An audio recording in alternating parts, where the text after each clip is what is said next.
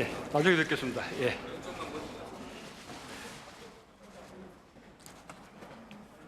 예. 존경하는 국민 여러분, 국회의장과 국회의원 여러분, 저는 오늘 지난 2년 반 동안의 재정 운영 성과와 2020년도 예산안을 국민과 국회에 설명드리고 협조를 부탁드리고자 합니다. 지난 2년 반 동안 정부는 우리 경제와 사회의 질서를 사람 중심으로 바꾸고 안착시키기 위해서 노력해 왔습니다. 잘 사는 시대를 넘어 함께 잘 사는 시대로 가기 위해 혁신적 포용국가의 초석을 놓았습니다. 지금까지 우리 사회는 시대에 역동적으로 대처하며 발전해 왔습니다. 부모 세대가 이룩한 경제적 토대 위에 아들, 딸 세대들이 민주주의의 가치를 정립했습니다. 우리가 책임 있는 중정국가, 민주국가로 성장한 것은 모든 세대, 모든 국민의 땀방울이 모아진 결과입니다. 우리 사회는 지금 개인의 가치가 커지고 인권의 중요성이 자리 잡아가고 있습니다.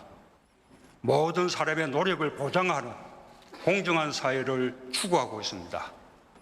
그만큼 다양한 목소리가 나오기 시작했고 서로에 대한 이해와 다름에 대한 관용과 다양함 속의 협력이 어느 때보다 절실한 시대가 되었습니다.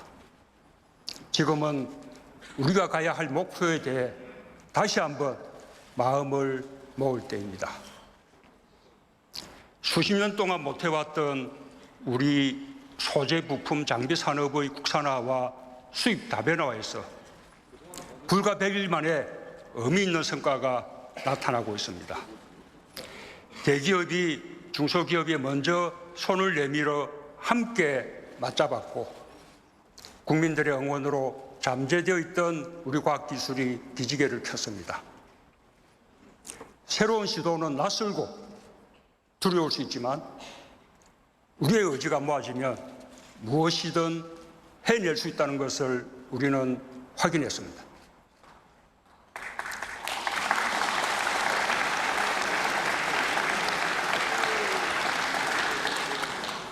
이제 우리 정부 남은 2년 반을 준비해야 할 시점입니다.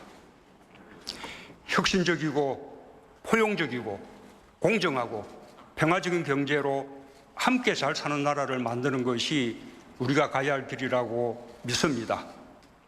이러한 방향으로 마련한 내년도 예산안에 대해 국회가 함께 지혜를 모아주시기 바랍니다. 존경하는 국민 여러분, 의원 여러분, 재정의 과감한 역할이 어느 때보다 요구됩니다. 저성장과 양극화, 일자리, 저출산 고령화 등 우리 사회의 구조적 문제 해결에 재정이 앞장서야 합니다. 미중 무역 분쟁과 고무역주의 확산으로 세계 경제가 빠르게 악화되고 무역 의존도가 높은 우리 경제도 엄중한 상황을 맞고 있습니다. 재정이 적극적인 역할을 하여 대외 충격의 파고를 막는 방파제 역할을 해야 합니다. 나아가서 우리 경제의 활력을 살리는 마중물 역할을 해야 합니다. 재정 건전성을 우려하는 분도 계십니다. 우리가 계속해서 관심을 가지고 중요하게 여겨야 할 점입니다. 하지만 대한민국의 재정과 경제력은 더 많은 국민이 더 높은 삶의 질을 누릴 수 있도록 하는데 충분할 정도로 성장했고 매우 건전합니다. 정부 예산안대로 해도 내년도 국가 채무 비율은 GDP 대비 40%를 넘지 않습니다. OECD 평균 110%에 비해 비교할 수 없을 만큼 낮은 수준이고 재정 건전성 면에서 최상위 수준입니다. 최근 IMF는 올해 세계 경제 성장률이 2009년 글로벌 금융위기 이후 최저를 기록할 것이라고 전망하면서 세계적 경기 화강을 극복하기 위해 재정 지출을 과감하게 늘리라고 각 나라에 권고했습니다. 특히 독일과 네덜란드와 우리나라를 재정 여력이 충분해서 재정 확대로 경기에 대응할 수 있는 나라로 지목했습니다. 세계 경제 포럼의 국가 경쟁력 평가에서도 한국은 141개국 가운데 13위를 기록했습니다. 2016년 26위에서 크게 올라갔고 우리 정부 출범 이후 2017년부터 올해까지 3년간 연속해서 17위, 15위, 13위로 상승하고 있습니다. 특히 우리는 거시경제 안정성과 정보통신 분야에서 2년 연속 1위를 차지했습니다.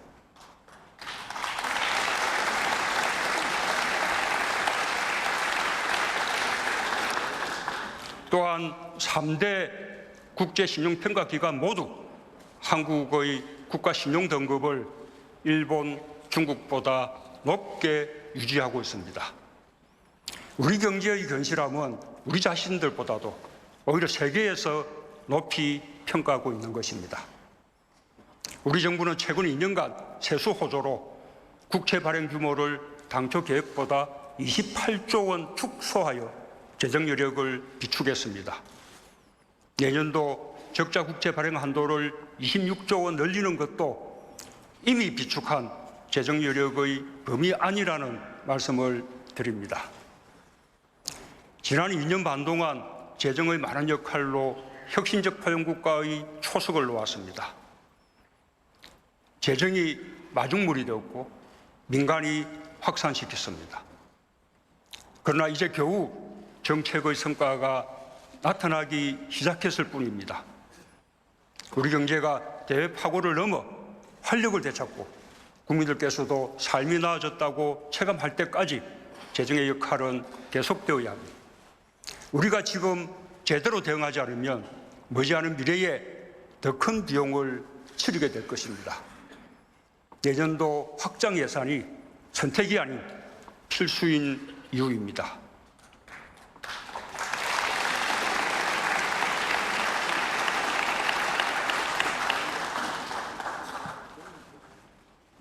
존경하는 국민 여러분, 의원 여러분, 재정은 국가 정책을 실현하는 수단입니다.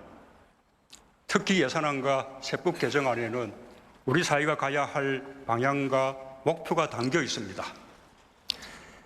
내년도 예산안과 세법 개정안에는 더욱 활력 있는 경제를 위한 혁신, 더 따뜻한 사회를 위한 포용, 더 정의로운 나라를 위한 공정, 더 밝은 미래를 위한 평화, 4가지 목표가 담겨 있습니다. 이를 위해 정부는 총 지출을 올해보다 9.3% 늘어난 513조 5천억 원 규모로, 총 수입은 1.2% 늘어난 482조 원으로 편성했습니다. 첫째, 우리 경제의 혁신의 힘을 키우는 재정입니다.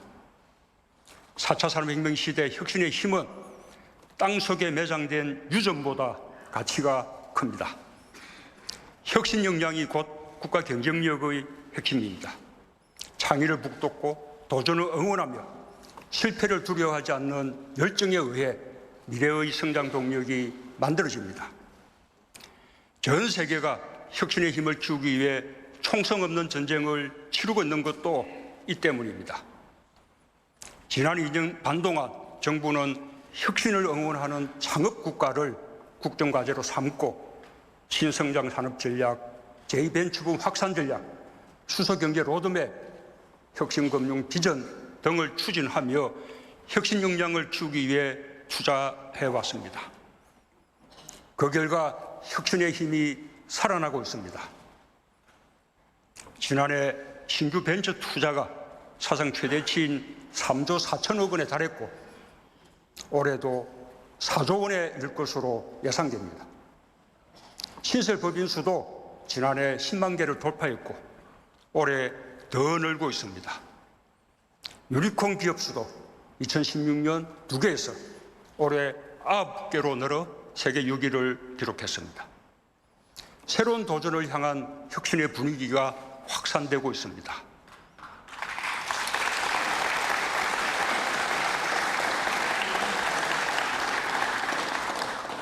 그러나 아직도 제2 벤처붐의 성공을 말하기에는 이릅니다. 내년에는 우리 경제 혁신의 힘을 더욱 키울 것입니다. 4차 산업혁명의 핵심인 데이터, 네트워크, 인공지능 분야에 1조 7천억 원, 시스템 반도체, 바이오 헬스입니다. 세계 경제 둔화에 따른 수출 투자 부진을 타개하기 위해 무역금융을 4조 원 이상 확대하고 기업 투자에 더 많은 세제 인센티브를 부여하겠습니다. 지역에서부터 혁신과 경제 활력이 살아나도록 생활예술시 국가균형발전 프로젝트, 규제자유 특구 등 지역경제 활력 3대 프로젝트도 본격 추진할 것입니다. 둘째, 우리 사회의 포용의 힘과 공정의 힘을 키우는 재정입니다. 우리 사회의 그늘을 보듬고 갈등을 줄이며 혁신의 과실을 모두가 함께 누리게 될 때 국가 사회의 역량도 더불어 높아집니다. 그것이 포용입니다. 공정은 혁신과 포용을 가능하게 하는 기반입니다.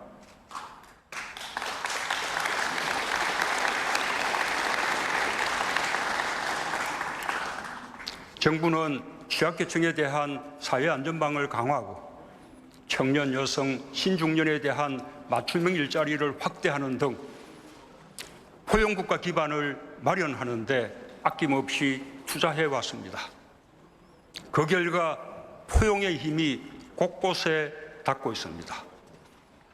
먼저 소득 여건이 개선되고 있습니다. 올해 2분기 가계소득과 근로소득 모두 최근 5년 사이에 가장 높은 증가율을 보였습니다.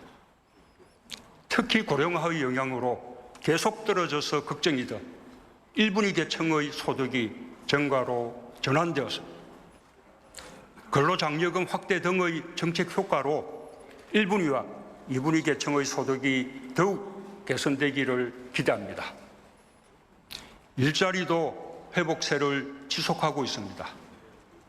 올해 9월까지의 평균 고용률이 66.7%로 역대 최고 수준이고 청년 고용률도 12년 만에 최고치를 보였습니다.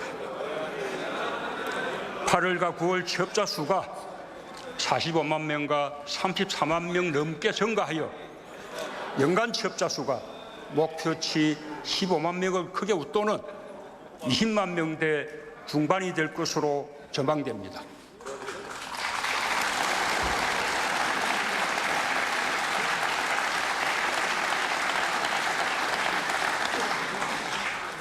상용직 비중도 올해 평균 69.5%로 최고치를 기록했고 고용보험 가입자도 50만 명 이상 늘어 일자리의 질도 개선되고 있습니다.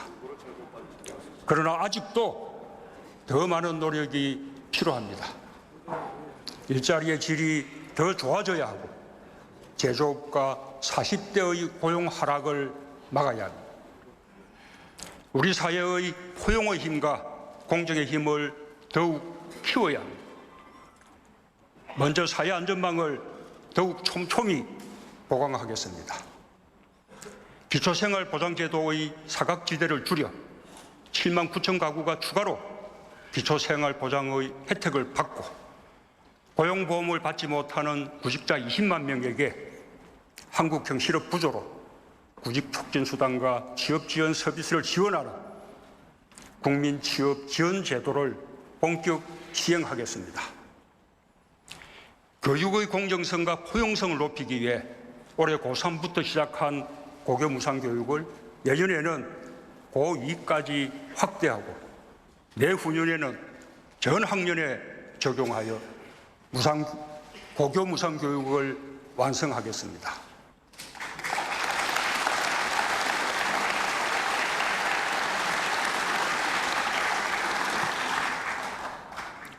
청년은 우리 사회의 미래입니다.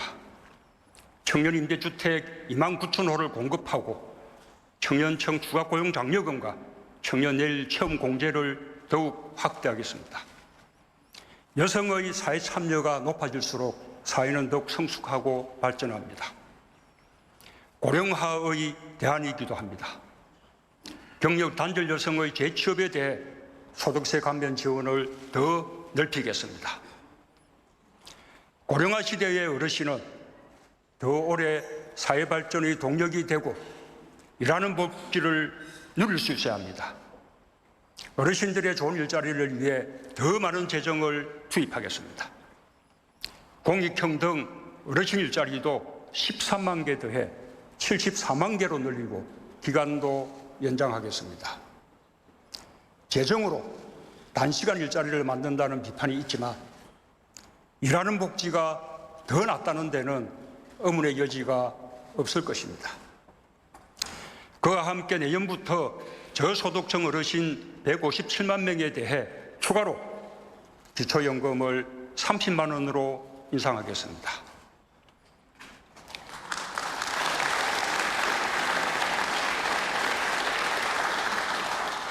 자영업자와 소상공인은 우리 경제의 당당한 주체입니다. 긴급 경영 안정자금 융자와 특례 신용 보정을 대폭 늘리는 한편 온누리 상품권과 지역사랑 상품권도 크게 늘려 총 5조 5천억 원 발행하겠습니다.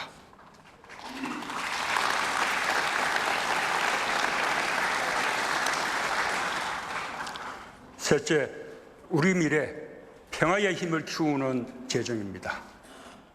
한반도는 지금 항구적 평화로 가기 위한 마지막 고비를 마주하고 있습니다. 우리가 함께 넘어야 할 비핵화의 벽입니다. 대화만이 그 벽을 무너뜨릴 수 있습니다. 상대가 있는 일이고 국제사회와 함께 가야 하기 때문에 우리 마음대로 속도를 낼 수 없지만 핵과 미사일 위협이 전쟁의 불안으로 정복되던 불과 2년 전과 비교해 보면 우리가 가야 할 길은 명백합니다. 우리는 역사 발전을 믿으면서 평화를 위해 할 수 있는 대화의 노력을 다해야 합니다.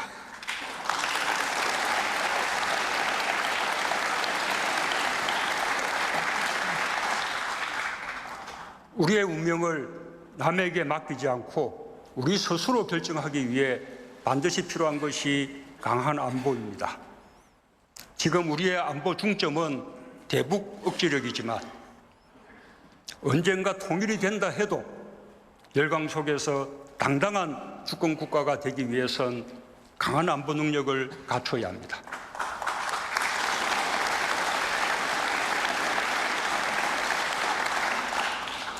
국방비를 내년 예산에 50조 원 이상으로 책정했습니다. 차세대 국산 장수함, 정찰 위성 등 핵심 방어 체계를 보강하는 한편 병사 월급을 병장 기준으로 41만 원에서 54만 원으로 33% 인상의 국방 의무를 보상하겠습니다.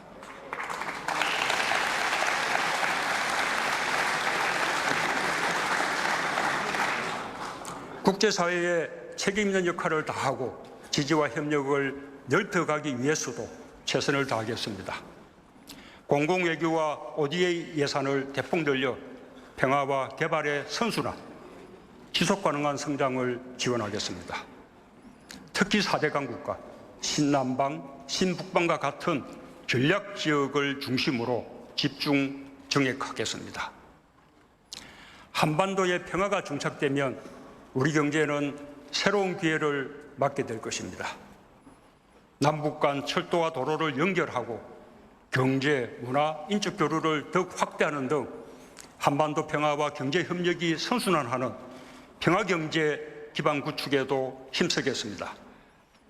북한의 밝은 미래도 그 토대 위에서만 가능할 것입니다. 북한의 호응을 촉구합니다.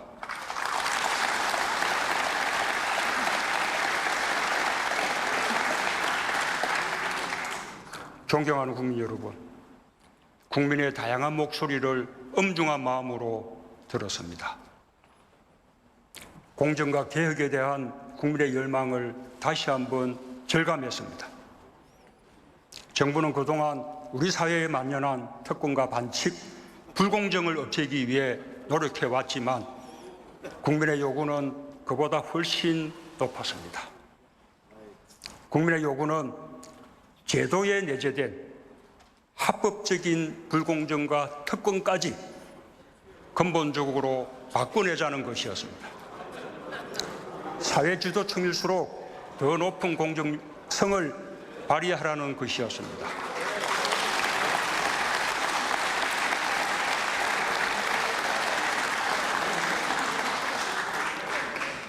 대통령으로서 무거운 책임감을 갖겠습니다. 공정이 바탕이 되어야 혁신도 있고 포용도 있고 평화도 있을 수 있습니다. 경제뿐 아니라 사회, 교육, 문화 전반에서 공정이 새롭게 구축되어야 합니다. 국민의 요구를 깊이 받들어 공정을 위한 개혁을 더욱 강력히 추진하겠습니다.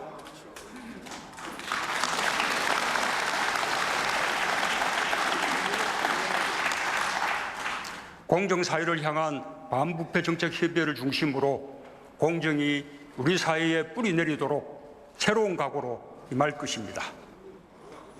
공정경제는 혁신적 포용국가의 핵심 기반입니다. 그동안 가벌 문제 해소로 거래 관행이 개선되고 기업 지배구조 개선과 골목상권 보호 등 상생 협력을 이뤘지만 여전히 부족합니다.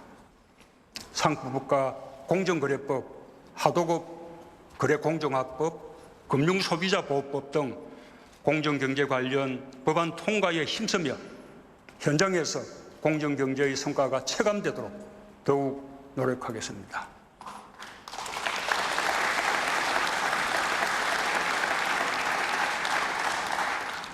국민들께서 가장 가슴 아파하는 것이 교육에서의 불공정입니다.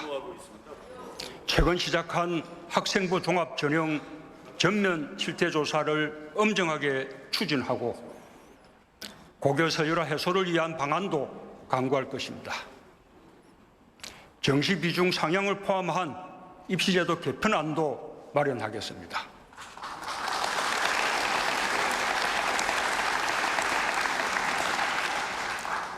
채용과 관련해서는 공공기관 채용 실태 조사와 감사원 감사를 진행했고 공공기관 블라인드 채용과 정규직 전환 등을 통해 공정채용과 채용비리 건절을 추진하고 있습니다. 앞으로 채용비리가 완전히 사라질 때까지 강도 높은 조사와 함께 엄정한 조치를 취하고 피해자를 구제하면서 지속적으로 제도 개선을 추진하겠습니다.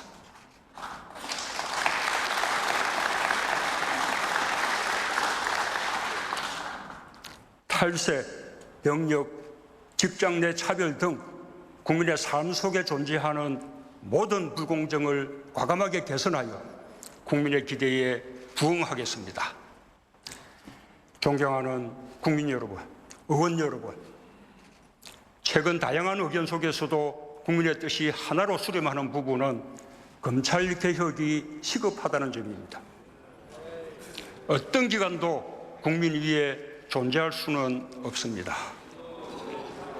엄정하면서도 국민의 인권을 존중하는 절제된 검찰권 행사를 위해 잘못된 관행을 바로잡아야 합니다.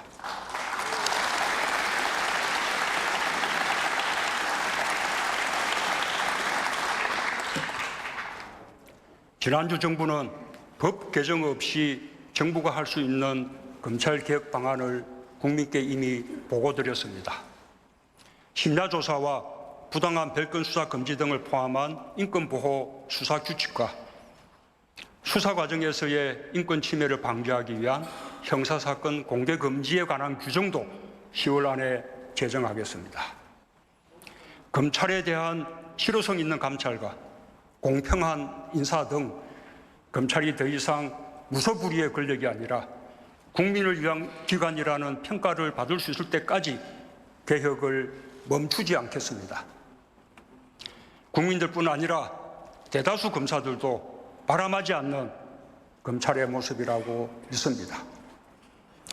국회도 검찰개혁을 위해 가장 중요한 역할을 맡아주시기 바랍니다. 공수처법과 수사권 조정 법안 등 검찰개혁과 관련된 법안들을 조속히 처리해 주시길 당부드립니다.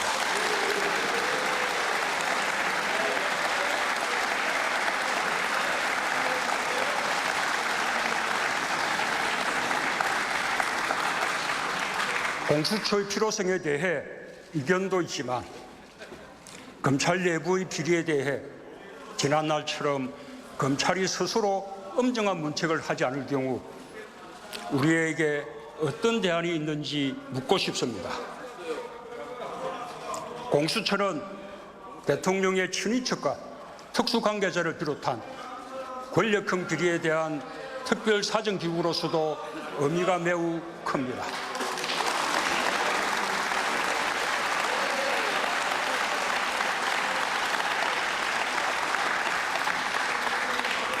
권력형 비리에 대한 엄정한 사정 기능이 있었다면 국정농단 사건은 없었을 것입니다.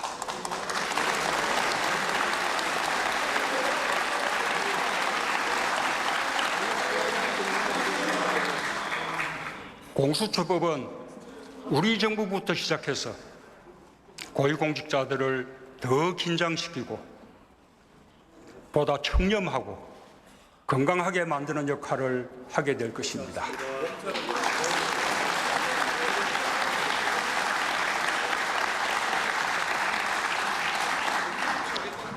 민생과 안전에 대한 국민의 요구도 미룰 수 없습니다. 내년에 근로시간 단축이 확대 시행됨에 따라 탄력 근로제 등 보완 입법이 시급합니다. 그래야 기업이 예측 가능성을 가질 수 있습니다. 4차 산업혁명에 대응하기 위한 데이터 3법과 기술 자립화를 위한 소재 부품 장비 특별법도 시급히 처리되어야 합니다. 벤처 투자 촉진법, 농업소득 보전법, 소상공인 기본법, 유치원 3법 등 많은 민생 법안들도 국회에 계류 중입니다. 국민 안전과 재난 대응 강화를 위한 소방공무원 국가직 전환법과 청년 여성들을 위한 청년기본법, 가정폭력처벌법 등 안전 관련 법안들과 국회 선진화를 위한 국회법도 계류 중입니다. 민생과 안전이라는 국민의 요구에 국회가 더 큰 관심을 기울여 주시길 바랍니다.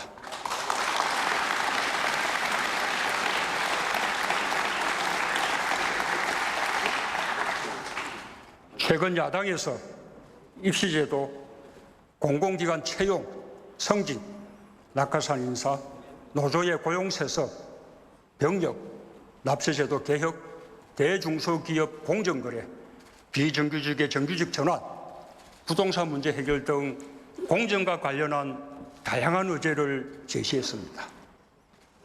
여야 정이 마주 앉아 함께 논의하면 충분히 성과를 낼 수 있는 부분이 많습니다. 국회의 입법 없이는 민생 정책들이 국민의 삶 속으로 스며들 수 없습니다. 특히 국민 통합을 위해서라도 얽힌 국정의 실타래를 풀기 위해 여야 정 국정상설협의체를 약속대로 가동하고 여야 정당 대표들과의 회동도 활성화하여 협치를 복원하고 20대 국회 유종의 미를 거두게 되길 바랍니다.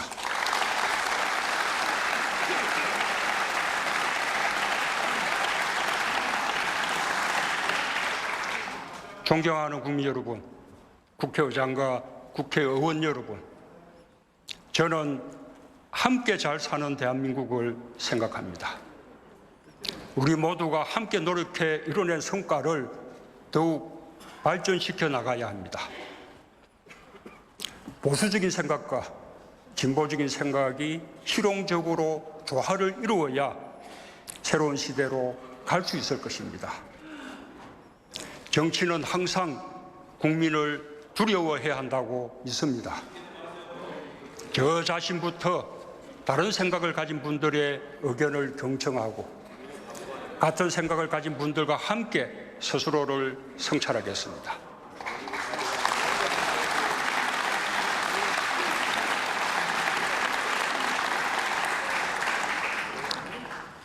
과거의 가치와 이념이 더 이상 통하지 않는 시대가 되었습니다.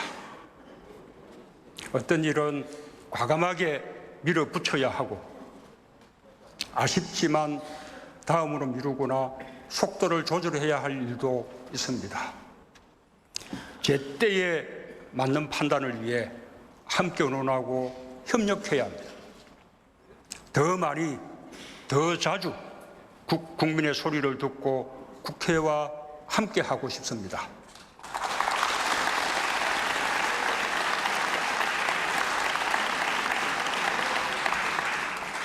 마지막 정기국회를 맞이한 만큼 산적한 민생 법안들을 조속히 매듭짓고 내년도 예산안과 세법 개정안도 법정 기한 내에 처리하여 20대 국회가 민생 국회로 평가받길 기대합니다. 혁신의 힘, 포용의 힘, 공정의 힘, 평화의 힘을 키우고 함께 잘 사는 나라, 아무도 흔들 수 없는 강한 경제가 민의의 전당 국회에서부터 실현되길 희망합니다.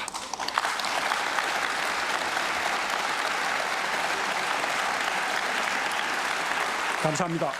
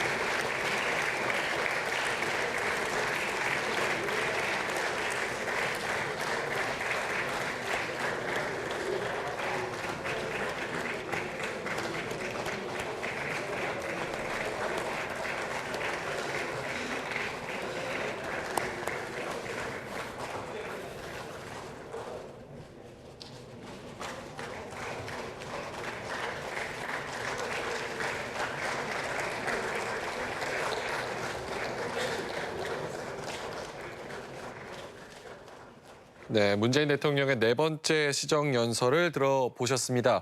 지금 내용 전체적으로 들어보니까 다 중요해서 뭐 하나 빼놓을 수가 없는데 전체적으로 크게 보자면 네 가지로 좀 요약을 해볼 수 있을 것 같아요. 혁신, 포용, 공정, 평화 이렇게 네 개인데 이 주요 키워드 좀 설명 좀 해주시고요. 그리고 연설 방식에 대해서 어떤 점을 좀 주목해서 보셨는지 말씀 부탁드립니다. 일단 1차적으로 이제 혁신의 힘은 사실은 이제 아까도 제가 잠깐 시작하기 전에 언급해드렸습니다만 우리 경제가 이제는 제조업 중심에서 혁신적인 산업으로 가야 됩니다. 4차 산업혁명, 그다음에 수소 전기차 문제, 그다음에 여러 가지 관련된 다양한 형태의 어떤 창업 새로운 창업 이런 부분들을 지원하는 쪽으로 가야 된다고 하는 부분. 그런 부분에 있어서 우리 정부가 더 관심을 갖고 그런 일을 할 수 있는 사람들에게 재정 지원도 하겠다 이런 얘기가 들어 있었고요. 포용의 힘이라는 것도 결국은 우리 사회 다양한 계층을 좀 포용하고 함께 잘 사는 나라를 만들어야 된다. 한쪽으로 치우친 그런 경제가 돼서도 안 되고 한 집단만 잘 사는 나라가 아니라 힘이 없고 어려운 상황에 있는 사람들도 함께 성장할 수 있는 그런 나라를 만들어야 된다는 것이고 공정의 힘은 최근 이제 우리 사회에 여러 가지 논란들이 있으면서 공정하지 않음에 대한 불평, 불만들